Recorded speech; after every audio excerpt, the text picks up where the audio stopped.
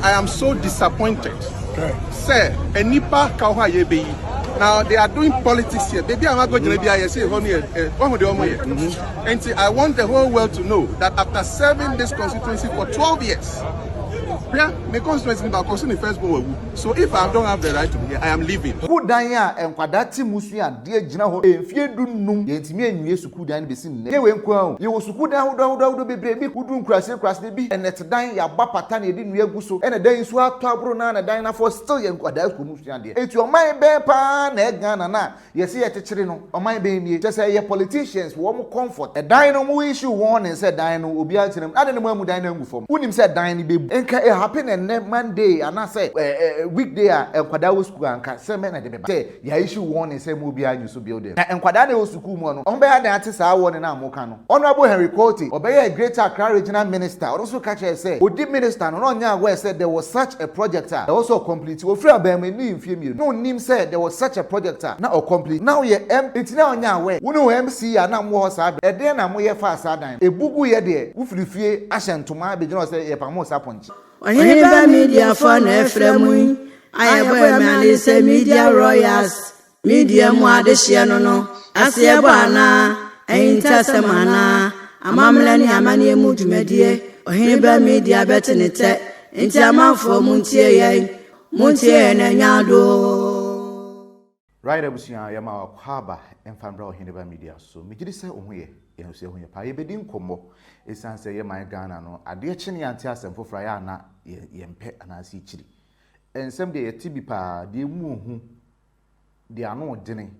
Dear Sre, dear Shinano, ye tibi. Abusia made all call Iowa soon north.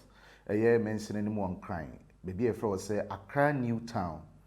And rather, o ye nick a CBC, Emma a year suku danya, a bine no crazy ho, na it was very me and son. Name wouldn't be any day, as you were broom feed drew.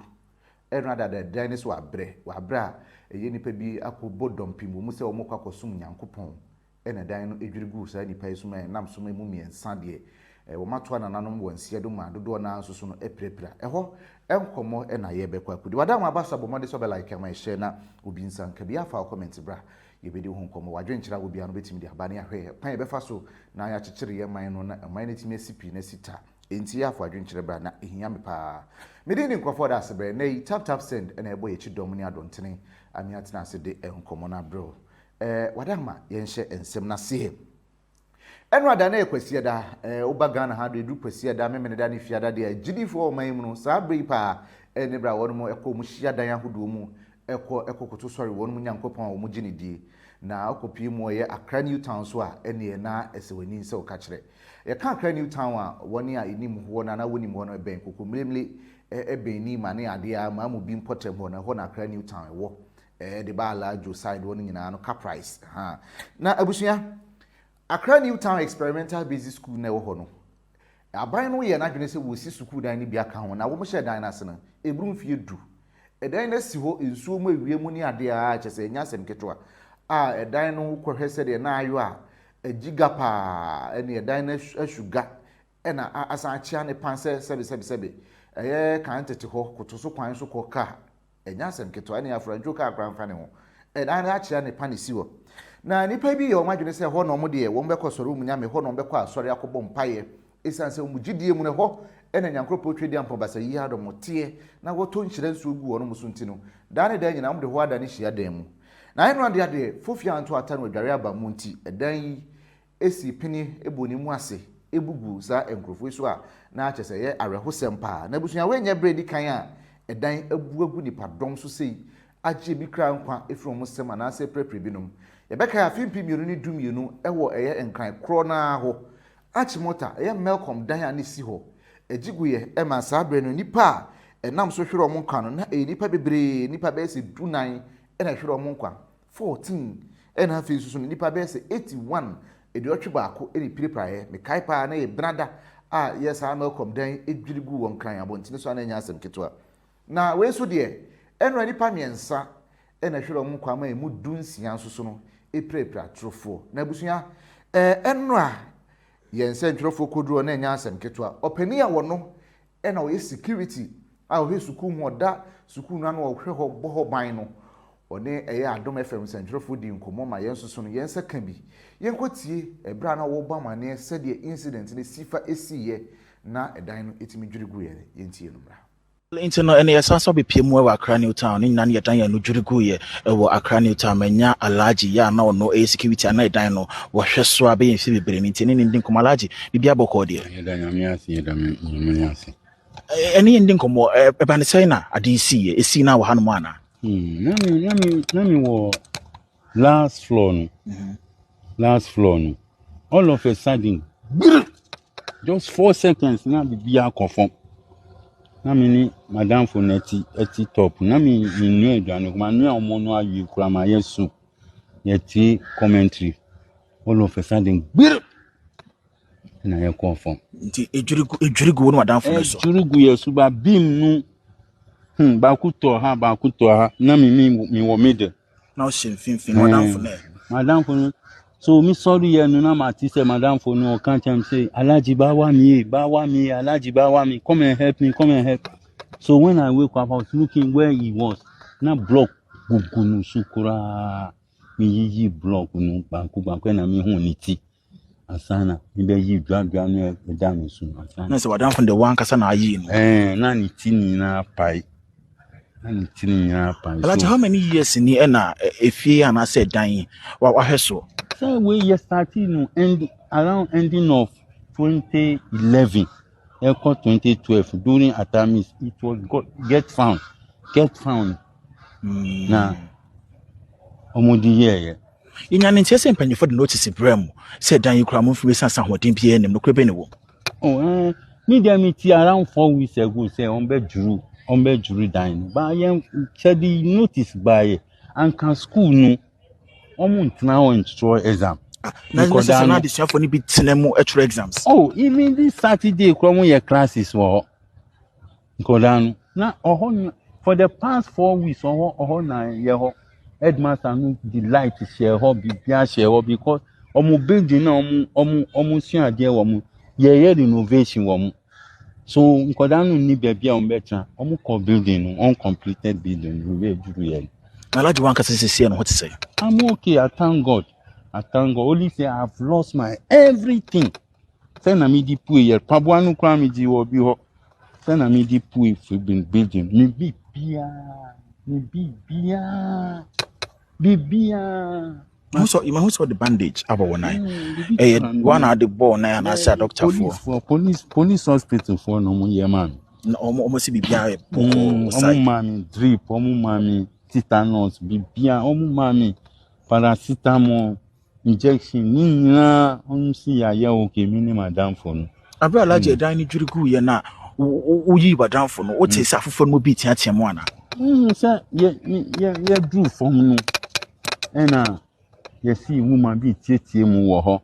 Woman bi so mi koshu e ho no say ampa pillar bi asini na so omo di ama kase no bo ade no asa na omo yi woman ye de ekoye no say ye di woman no so aba enti alaji ono na wohwe sukuu mu say security man wa boy amane o say edan ikwa no afimpim ye no ni du baako 2011 na eye get fund sha ase say wo mu si dan yi na che say wohwe mu adi emfishan edunum dan ya adi emfishan dum ma yensi nwiye na ensuo buru no ewie boso na wo pɛ fa no na ade nti dan no hwɛ a ni nyina rerewe ayembre pa ene sɛ ejigu sha na sɛ de na wo ka no kyerɛ mu a even na no memene da kra ya ade chi ansa na dan yibu na sukufo wo mu a wo mu ye classes enti nka koba sɛ nka sukufo wo mu na nka bugu om so a nka ye nti asempa a wo sɛ ade na no ayɛ de ne pa ye man Ghana ade kyɛ sɛ eba no maintenance culture ade a ye nye ho ande aban betimi ahyɛ dan asese wo si dan ebe si wo mfie pepepe yensi dan ni leader kokrofru market ko hwe se ye hye kokrofru market ase nye nne enso egusisi ho besi na ye nye kokrofru market ho hwe kra na ayeye enti ye nye no kwa dan ahoda udu labadia tum se story building bi so 20 story to aso 20 dan ni gusisi ho besi nne ye tie ne se honorable JB Danko Edu a no ye MP for Abuakwa South nipa bi je ne kra nkwa free nsem ne dan sane yetete no say yampa say nyampa yenim ebisi ye de hotel ebisi ye apartment ebisi ye de esi obesi nne yenye ne hwe obehu anse one day na wom na agi agufom eno ansa na Ghana mpanifo ebesore ba alaji kasa wie na busua anso wa kane mrahye bedwane an ogina hode ma de hye wo sa empesua ne so na ono a wasen aye soafo a wohwe eye amanyoyesem eso na wasen ye soafo pen no nyamfo Henry Cote ekopie mo na eno koduru ho no ene bambofo na amane kwan kra wono mu piapia no sese bidwane ma papa ni bufu ye paase na maye soafo a madan kran mantemia no pen maye mrahye bedwane di ama mpeso yi pen masan ye soafo a mahamanyoye eye minister for interior so pen enti sasem wasi na penimu te se me a my cabinet minister pen me di meni behwe de yekọ na meso mwa bi a me de aboa me manfo na sem be pampam me a ene ne meni nyo na okoduru ono krachi ni ba ko a ono nso no ne ba enam san kwanhye so ato na nanom onse adu disu ene aro hia so afueka honorable me bo di kan me first born no edan nti okọ ne krechi ekoti honorable Henry Cote. Now I am so disappointed. Sir, enipa now they are doing politics here. Baby, I'm not going to be here. Say, and I want the whole world to know that after serving this constituency for 12 years, my constituency is first born. So if I don't have the right to be here, I am leaving. But I want the world to know now this is bad politics. As someone to you. It's so disgraceful. It is so disgraceful. MP no. Bibi to a mini and this boom and yeah, ready on way. Nipa aka baby. A disaster say, na ye pamo MPP ni. Why? In a disaster. Current MP na media. That be Oba Hono Bomamani, ready on way. National security for any police, new soldier. And they are sacking me like a goat. I want the world to know this is very disgraceful. And so the whole of Powerhouse Central should know that this on my politics into me. I've done what I have to do. I was coming here. Now, but it's me coffee. But Ghana, this is bad. It is very, very, very bad. And I'm pinning this on the Ghana police, of whom I've been an interior minister before. They have shown misconduct today, very disrespectful, including somebody who claims to be a national security operations a colonel. This is very disgraceful. I am sad. He sacked me like a goat. Okay. This is sad. It is not good for the democracy of this country. Me that one say. Firstborn. Take that. My firstborn. Everything now. Everything now. Everything now.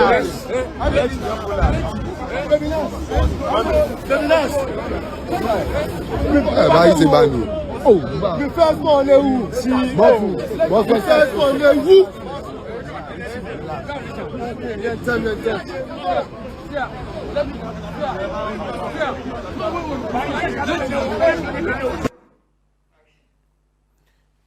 Ebusia enti ononyamfo Henry Cote, you know, say this is not good for our politics. Say wayem rashibedwani a wahwe eye abato mpesua ne so mfihia ne edum yenu 12 solid years. Enwechi wabeye oswafo a na hohwe nkramantem ni nyina so enwechi osabe oswafo a mohwe amanwe nsem so interior minister enti se waye we nyina na asemasi wona bato mpeso so no se wo ba abehwe se de manfo ho tie sanse ne mpeso so na asem ne si a na sei na modebe ne dia na enyema ya manyo na emenwanwa se wonum timi yone sa sebi amanyo se me Ghana to de bia time papa sanse na aban enipa wanti no na asemose no wo ba ye dada na amanyo se na omo mu piapia nkrofo na de no manko yi wo mu na sebi wo mu aka dwam no na mu amatwo mu afo na mabati akantin na ya bo mpaase mu di nkwase asem no usu ya nyansa nka usu betimi ye MP ebe ye hu forma ana minister wonsi wantimi ansu ya de ntu ama ebie ene de wudi sebinsem hunu moa na de mo sisa ballot box to twene no na mu wi aya bomutu asa akum enti yema amanyosem ne ho nte kakra sebe we nya amanyosem nipa nkwa edasem ma nipa eba abehwe de betimi ayede aboa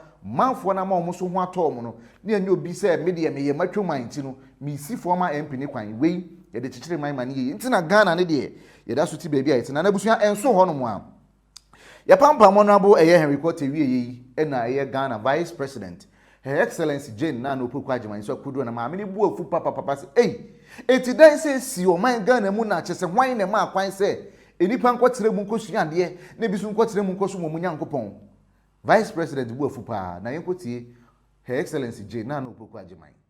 How much of the same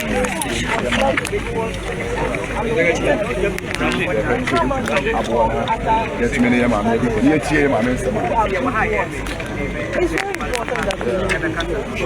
Then you know what the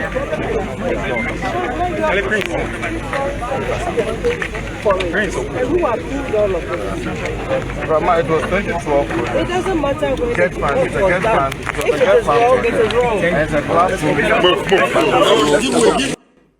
Her Excellency Jane Nana Opukwa Jimai, and out to say Mameno, Nebu Fupa, or Tobaha, and I know a year from Mantimuton, or Tia Semana, one trying to say of 5 machine. He be drew a year credit town say, within any quote we receive a head, the aquas always answer once for a bad time. As some say, yes, at 20 months for, won't be trying to soon to fee and travel food and quine to also back. No be ready, yes, or buy it to say, a millennium repan, and so now bresso, say, so for a share in women's so, Enna, a year then ye shall see, and answer dear Bang. It's answer 2011, now one an education minister with a madam, a mumma make a crack. 2011, the no education minister, and I pencil. Ena yesha CCC there in 2012, 2013, 2014, 2015, 2016. It will maybe more one kasa vice president obey a swap for no shame mesuan so e Ghana hanom. Wabra na mampani John Dramani Mahama ye mampani. On one kasa na bremu no e de no ye e de fa sa dan ho a etimi esi wan fihye dunum ama wako opposition asan aba vice president dan iguzu si wa aba be dwere gu nkrofo so. Ye nyina Ghana hampanifo na tete ano ho. Asa wo munim hwe.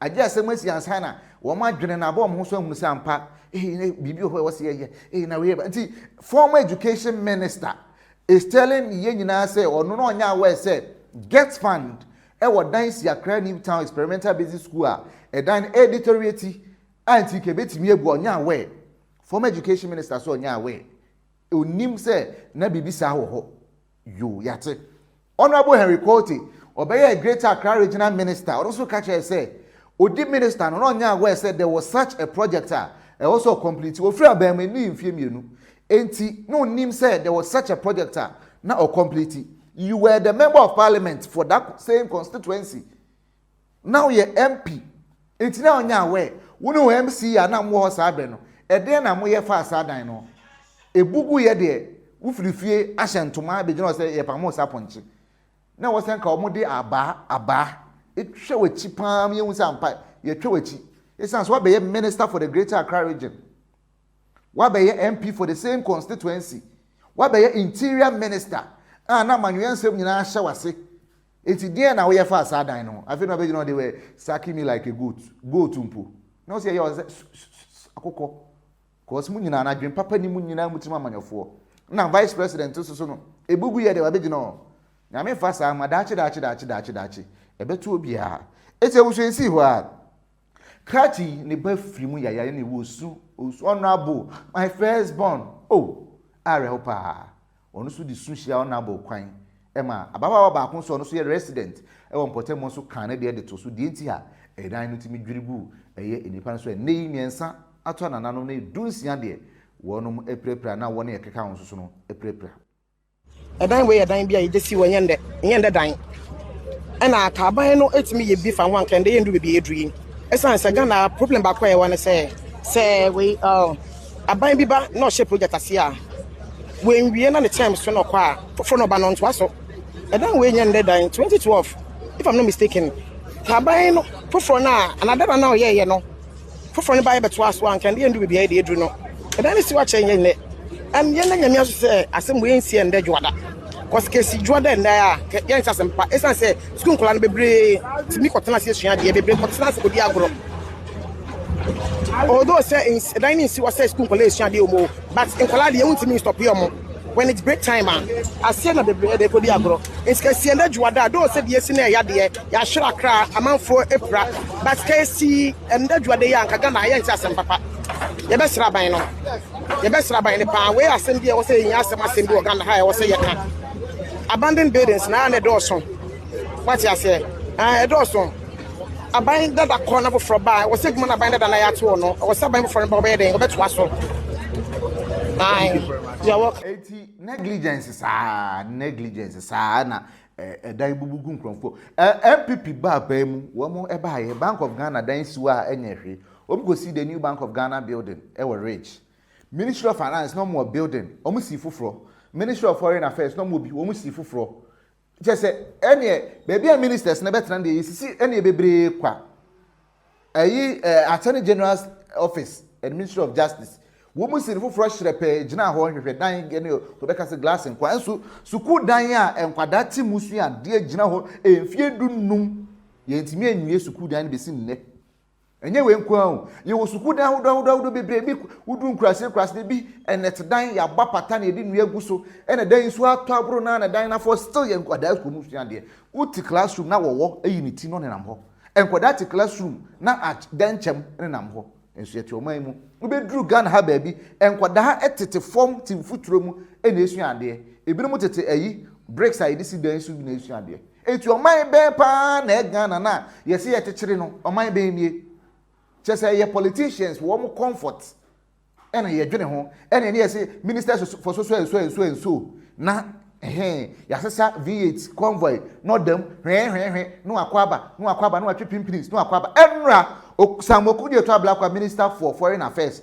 Ese wakọ UN meeting.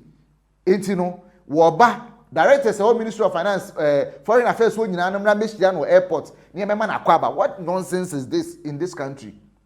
A minister wako conference abanti directors nyina me share afa na obe issue statement say he was not aware ni nyina settings you are aware o man bi aye kekere no yet Ghana ha classroom ebugu ni afa paint ye di painti overhead ho yes ya ade ya paint overhead ho ya draw drawings ato ya ade sa o man we hu nya twum pa nya twum ebe kuye nyina na asa wahu ebe kuye nyina na asa Omai na yetim no nya atwom ebe kuye nyina na asa because ye prioritizing niema bi ne ehu hia ne de sika yo e wo Ghana ha ne ehu hia e ne de sika yo se enkwada tete fom usua de na omo dam futuro mu wo mo hwia omo bo se de sonsono ene na mfom ni nkanka bi enso ye nya sika e de tofu agu V8 mu minister ko program ani V8 si o ye num engine no esi so saa because you say okokasa obewie no e wo so betina kan ma emu ye nyunyunyu na onya comfort ATV is so e no man na etofu agum eno ne ade a team Ghana ha ene ihwe enra yi Ghana Blasters board tro kan yonko ba ne sesa bloggers bi a sebi ehu adwuma bi omoye ne sesa omu di akire de omo call ekọ hwe wo Austria won man team ye do man seka fa Apia Stadium the capacity ni sen Ghana any other bloggers e de o makotena abrutire so mo nkọ hebo enko support Ghana Blasters at the expense of the taxpayer. Minister of Sports catch say onya aware ohun man na ye team no ye to man mu ma Minister for Health and Housing Kwame Gavin Sagboja in Ministry of Highways atmi award contract big push contract worth millions of dollars and millions of Ghana cedis e dey ama company or one worker. This is the country we are building. Ni suku dan si ho na ebukum nkwala, ebukum asofo, ebukum Ghana fo na yetete Ghana ha. This is the country we are building. Ohun abusia. Na no ansi wa enra Minister for Interior Honorable Muntakamo Mubarak Mohammed ono anasan ye MP for Aswasi Abato Mpeso. Okọ no. Ono so de na no disseminate to ya nkotie de okan. The condolences of His Excellency and that of the government to the family and the church for the lost. So far, information that have been cross-checked, double-checked, visited all the hospitals, just to be sure that we don't give any information that may be far away from the fact, as we all know. I mean, it is very difficult for you to be able to tell how many people were in there, but at least with the cross-check from the police, from the, sorry, I forgot the ambulance service. The ambulance service and their team, I mean, they've been here the whole night, I mean, and they've done a wonderful job. We are really very grateful. The media, yourself, and everybody that I may have forgotten to mention. We've gotten the fire service to do the count of what they were able to do. We've gotten police to do the account. We've gotten NADMO to do the account. We've gotten the ambulance service to do the account. And at least we've put all the information together. And what we can say is that there was a total of 23. Unfortunately, we've lost 3. The 3 that we've lost are a male and 2 females. We are not able to tell names for now. And thank God, 20 are alive in various hospitals. We have police hospital, the 37 military hospital, Mamobi, and a private facility where we have all these 20 people. Out of the 23, the total number of females among them are 14, and 15, with 8 being male. Out of these, we have minors that are 7, but those who have lost their life, there's no minor among the dead. All of them are adults, which is very unfortunate, but the rest are recouping very well. In fact, some of them were being discharged, but we insisted that, look, just make sure that nobody goes home and later have other challenges. So it's just too unfortunate. And you've seen what we've tried to do. We brought in the police canine dogs, and then we brought in the Narcotics Control Commission's canine dogs, and then the military. And we made sure that they went through one after the other, and to be sure that there's no resemblance of some other persons trapped in there. So for now, at least with what the dogs have done, with what the military have cross-checked, we can say with some maybe 90 to 95% certainty that we no longer have any other persons in. So meaning that largely, in terms of rescue, we may say the rescue is coming to an end, but they will have to continue with the collection of the debris. We are hoping that nothing should be found, just as the dogs and all the check has happened, so that we don't have further loss of lives or further injured persons in there. So I want to thank all of you for the good work that you've done, and to assure you that we'll continue to do the very best that we can. Obviously, this will call for a full-blown investigation. We are hearing pieces of information that the Municipal Assembly had already sent warning that this building should not be used. Only last week, I'm told. But unfortunately, they didn't even know that some people have come in today to worship. Maybe this is the right signal to all of us that when things like this are done, maybe we need to position officers to make sure that nobody goes in. But this is not the time for blame games. This is the time to see what do we do to keep ourselves together, because in the time of difficulty like this is not the time you have to apportion blame and divide the people. So I want to thank everybody, the area boys. They did so well before the rescue team came.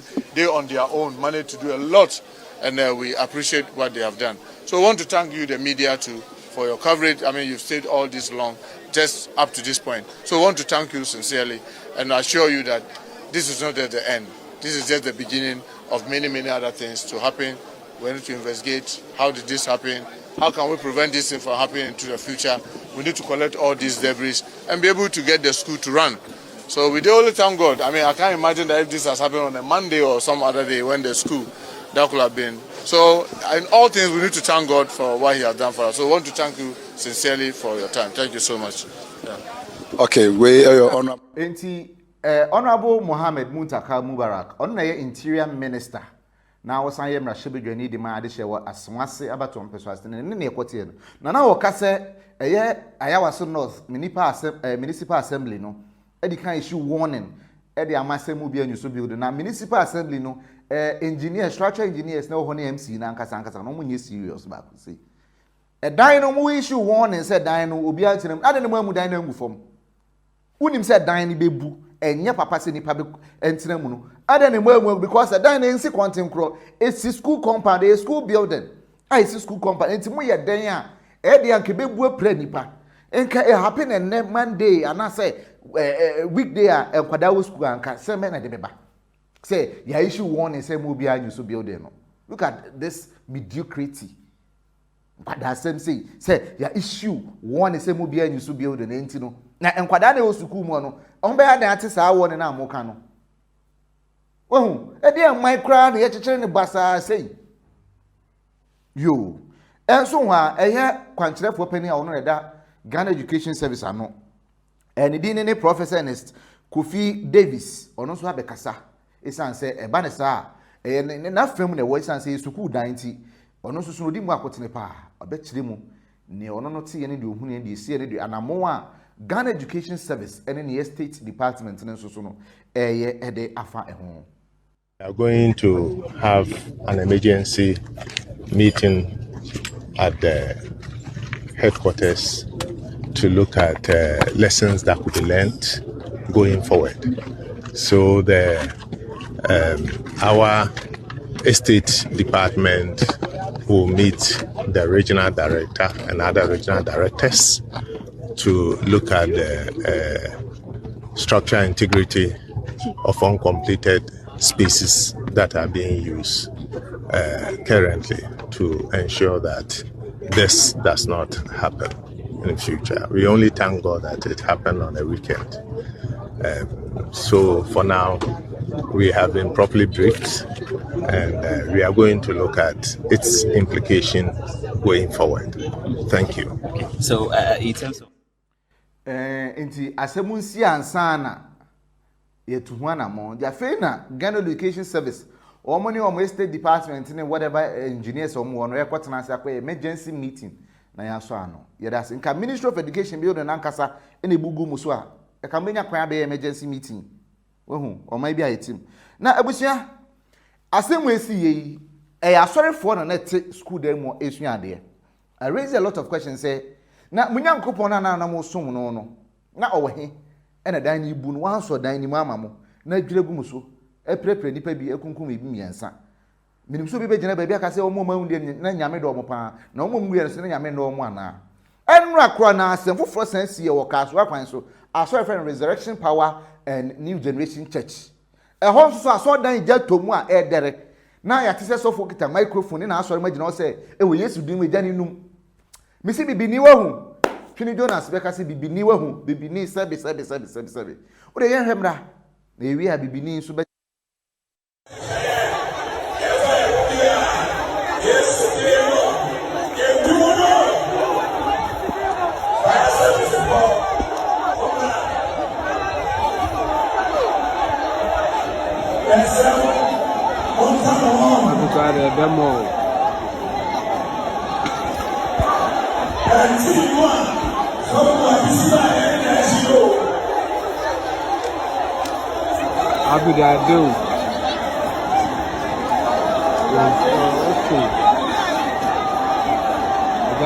Yes, demo, ye do no. Hey, it's a dinner pair ban and then 3 years didn't doom jack.